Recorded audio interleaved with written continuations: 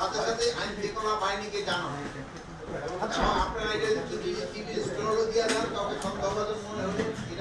হাতটা সরার মুখের সামনে থেকে তাহলে কেমন হয়েছে? আমরা হয়তো এই ক্ষেত্রে আইন শৃঙ্খলা বাহিনী কিন্তু একটা শক্ত অবস্থান শক্ত অবস্থানে থাকবে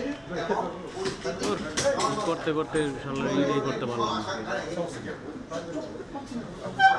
সন্ত্রাসীদের কোনো ধরনের ছাড় দেওয়া হবে না, কোনো সন্ত্রাসীকে কোনো ধরনের ছাড় দেওয়া হবে না।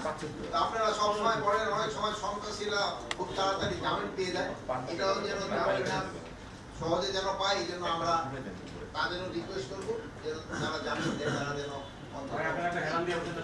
সন্ত্রাসী বিরুদ্ধে আরেকটা আপনাদের ক্যামেরা হয়েছে ওটা আমাদের একটা প্রক্রিয়া সম্পন্ন হয়েছে। আর সবচেয়ে বেশি আলোচনা হচ্ছে নির্বাচনের প্রস্তুতি করা। আমাদের এখন নির্বাচনের প্রস্তুতি মোটামুটি সন্তোষজনক, মোটামুটি ভালোই সন্তোষজনক। সব বাহিনীগুলি তাদের প্রায় শেষ পর্যায়ে নিয়ে আসছে। হয়তো কিছুদিনের ভিতরে আমাদের শেষ হয়ে যাবে, তারপরে আমরা হয়তো যে একটা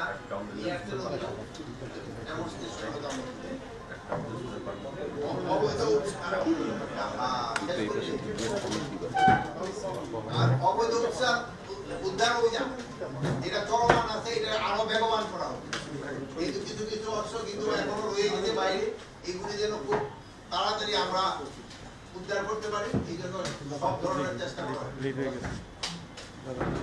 মাদকের ব্যাপারে মাদকটা যদিও আরাকানের ওদিক থেকে ইয়াবা আসা একটু কমছে, বাট তারপর আমি বলবো যে মাদক কিন্তু অতটা আশাব্যঞ্জক না। গ্রামে গঞ্জে এই জিনিসটা ছড়ায়, এই জন্য এটা কিন্তু আমাদের সবারই একটা দায়িত্ব, এই মাদকটাকে কিভাবে সমাজ থেকে দূর করা।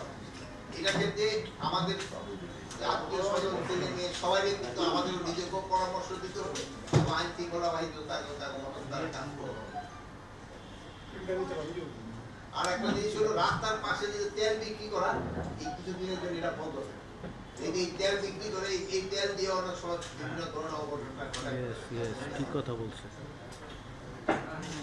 আর এপিআই গুলির ক্ষেত্রে আমাদের নিরাপত্তা আরো জোরদার করা হয়েছে, যেমন ট্রাইব্যুনালে, তারপরে মেট্রোরেল এলাকায়, তারপরে রেলওয়ে, এগুলি নিয়ে আমাদের আজকে আলোচনা হয়েছে। আপনার যদি কারো কোনো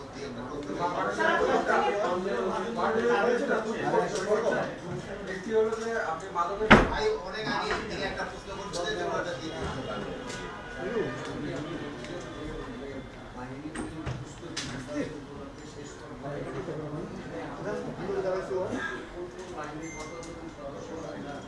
আমরা একটা অ্যাপ্রক্সিমেট তো ধরেন যে লাস্ট মুহূর্ত পর্যন্ত বলা যাবে না। আমরা পুলিশ প্রায় 1.5 লাখের মতো থাকবে, সেনাবাহিনী আমরা বলছি প্রায় 1 লাখের মতো থাকবে, বিজিবি প্রায় 35,000-এর মতো থাকবে, আনসার 4 লাখের উপরে,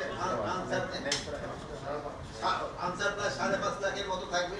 তারপরে আপনার নেভি প্রায় 4,500-এর ভিতরে থাকবে, ওটার প্রায় এরকম 4,000-এর মতো থাকবে।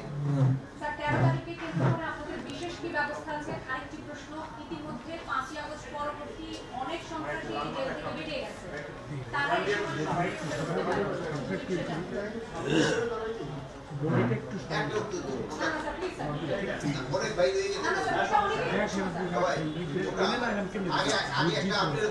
আমার বয়স বেশি, দুইটা করলে মনে থাকে। আগেরটা কি বলতে আগেরটা হচ্ছে 13 তারিখে কেন্দ্র করে আপনারা শক্ত অবস্থানে বিশেষ কি ব্যবস্থা থাকছে?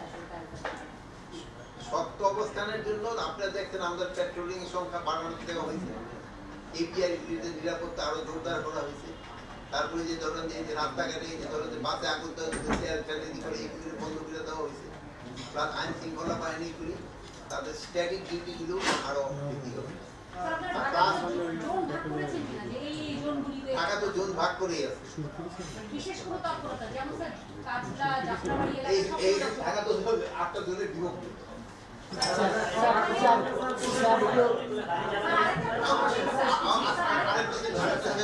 এই পিছনে সন্ত্রাসীরা যারা বের হয়ে যাচ্ছে, এই সম্রাট ভাই শোনো ভাই, ওই যে ওনারে বলো টেবিল থেকে হাত সরাইতে। হুইয়া পড়ে। এই ইয়া শোনো ভাই, ওই তাপটা কও। এই যে ওই যে একটা প্রকাশের গুলি, এই যে একটা গতকাল দিন এবং কয়েকদিন আগে হয়েছে হলো চিটগং প্রকাশের গুলি। গতকাল কি হয়েছিল ওই যে কোর্টে না ওই এই দুইটা ঘটনায় ঘটছে, মানে যদিও এই ঘটনাগুলিতে যে দুইটা সন্ত্রাসী দলের ভিতরে হয়েছে, তো বাট এটা মোটামুটি আমরা এই ক্ষেত্রে ধরতে সম্বন্ধে আইনের আওতায় নিয়ে আসামকে কয়েকজন অ্যারেস্ট করা হয়েছে। এটার ক্ষেত্রেও আমরা খুব তাড়াতাড়ি তাদের আইনের আওতায় ভৈরব রেল স্টেশনে আগুন দিয়েছে এবং কয়েকদিন ধরে দেখা যাচ্ছে বিভিন্ন জায়গায় বাসে আগুন জ্বালাচ্ছে, নাগরিক পার্টি সহ বিভিন্ন জায়গায় ককটেল টকটেল ফোটানো হচ্ছে। এগুলো কারা করছে, এগুলোর ব্যাপারে আপনাদের কেমন বা কি নজর আছে? ওটা কাটা আরে এত লোক একসাথে প্রশ্ন করেন নাকি?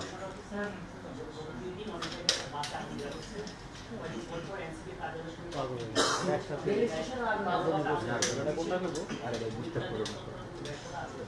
না, এখানে কোনো ব্যর্থতা নাই, বড় ধরনের মিছিল কোথাও হচ্ছে না। হ্যাঁ, বাসে যে আগুন এটা তো সত্যি কথা, এই বাসের আগুন এবং কয়েকটা জায়গায় ককটেল বিস্ফোরণ হয়েছে, এগুলি যেন না দেওয়া করতে পারে এই জন্য আইন শৃঙ্খলা বাহিনীকে ইনস্ট্রাকশন দেওয়া হয়েছে। প্লাস আমরা আপনাদের মাধ্যমে আমরা বিভিন্ন যারা রাজনীতি দল তারাও প্লাস আপনারও এই যে এরা তারা এই কাজগুলি করতেছে, এরা কিন্তু সব দুষ্কৃতি দুষ্কৃতিকারীদের প্রতিহত করা কিন্তু সশস্ত্র বাহিনী আইন শৃঙ্খলা বাহিনী না, আপনারও কিন্তু নৈতিক দায়িত্ব।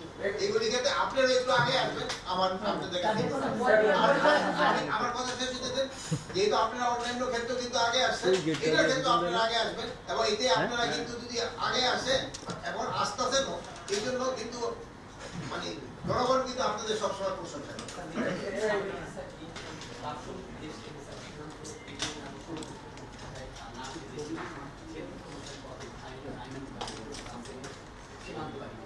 সীমান্ত বাহিনী অলরেডি নির্দেশনা দেওয়া আছে এবং আরো দেওয়া হয়েছে যেন কোনো ধরনের সন্ত্রাসী দেশও যেন কোনো সন্ত্রাস করতে না পারে এবং বাইরে থেকেও যেন না আসতে পারে। আপনি বলছেন যে আগ্নেয়াস্ত্র উদ্ধারের বিষয়, কিন্তু এয়ারপোর্টের যে অস্ত্র গেছে আজকে আমাদের সময় ঘোষণা হয়েছে 38টি অস্ত্র ওখান থেকে পাওয়া গেছে, 1 লাখ গুলি ওখান থেকে পাওয়া গিয়েছে। সেক্ষেত্রে মানে এই এত মানে এটা একটা বড় কেপিএল এলাকা, এই সদস্যের আসলে কি অবস্থা? আরেক বিষয় আপনি বললেন যে আমি বলছি না, দুইটা প্রশ্ন দিলে আগে এটার ক্ষেত্রে একটা ইনভেস্টিগেশন টিম আছে, তারা ইনভেস্টিগেশনটা করবে। ইনভেস্টিগেশনের পরে আমরা জানতে পারবো যে ওটার আগে আমাদের পক্ষে যখন বলা সম্ভব। আর আপনি বলছিলেন যে সন্দেহভাজনদের ধরে আসছে, এতে করে মানে আমি না না না, শোনেন, সমাজে যদি ধরেন আপনার ছেলে একটু দুষ্টামি করে তাহলে তো আপনি শাসন করেন না, তো ওই শাসন করতে গেলে গিয়ে দেখি সমাজে তিনি তো ফেলে দিবেন। যে কাউকে দরকার কিনা, আপনি যদি সন্দেহভাজন মনে হয় আপনি ভারতের দুষ্কৃতিকারী তারা দরকার, এটা আবার কি বলবেন? সাধারণ মানুষ জানে না কে সমাজের মধ্যে কে ঝামেলা করতেছে, সমাজে ভালো